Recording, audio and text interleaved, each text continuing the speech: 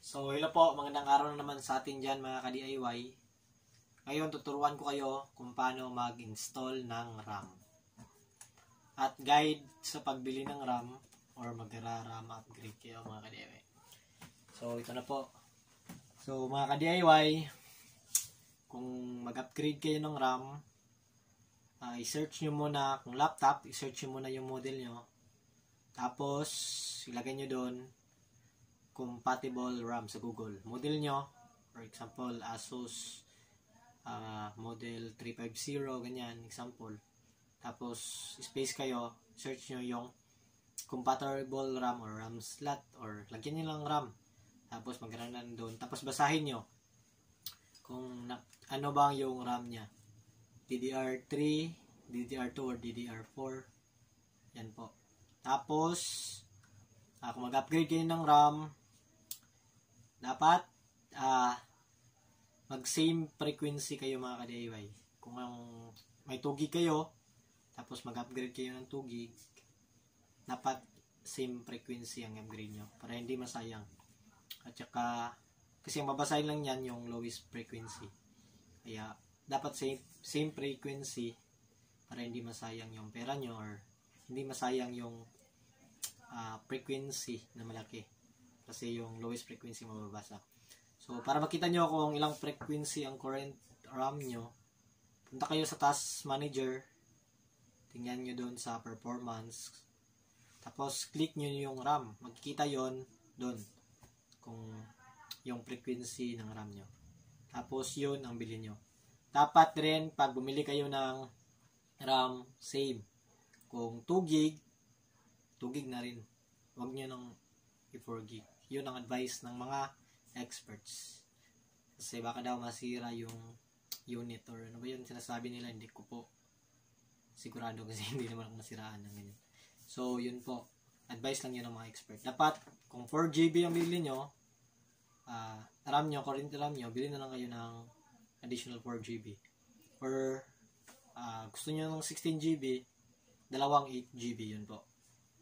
Yun po ang bilhin nyo. So, yun po ang mga tips sa ating RAM upgrade sa laptop. At saka additional tips sa laptop, i-search na rin yung max RAM nya. Kasi po, kung gumastos ka ng pera, para magbili ka ng 32 gig ang gusto mo, tapos ang max RAM na babasahin ng laptop mo ay 16 gig lang or 8 gig, para lang nagtapon ka ng pera nun. Napakasayang ng pera. Kaya dapat, research muna bago bili. At saka sa brand, dapat tingnan nyo yung mga reviews or research muna kung anong mas mabuti na brand. At saka saan kayo makakatipid. So, yun po. Dito naman tayo sa ating computer.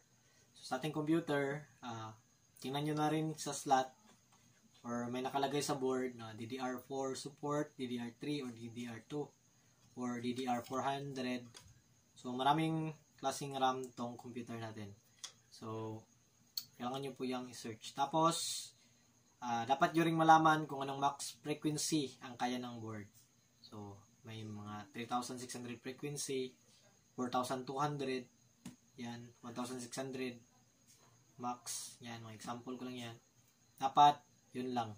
Pag yung motherboard nyo is yung kaya niya 3,200 na frequency lang or megahertz, yun lang po yung bilhin nyo. Huwag na kayong bumili ng 4,200 kasi masasayang yung pera nyo. Kasi ang babasahin niya is yun lang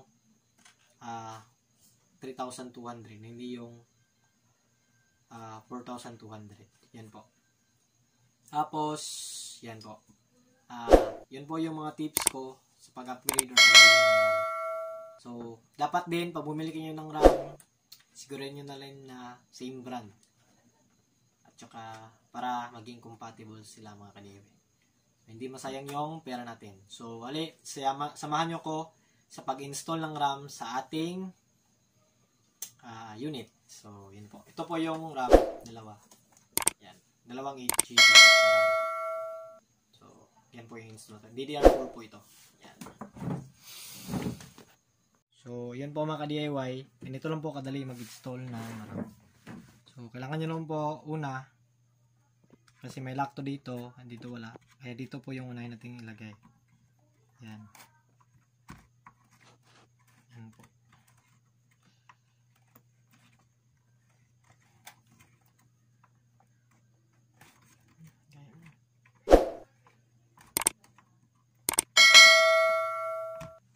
Yan. Yan. Yan, tumunog. Pag-press natin, tumunog. Tapos, ito po ang pangalawa. Yan, tumunog rin. So, ito naman po ang pangalawa. Yan. Lagay nyo muna yung dalawa. Yan. Press nyo dito, tumunog. Second. Tsaka lock. Yan. So, ganoon na po kadali mag-install ng RAM.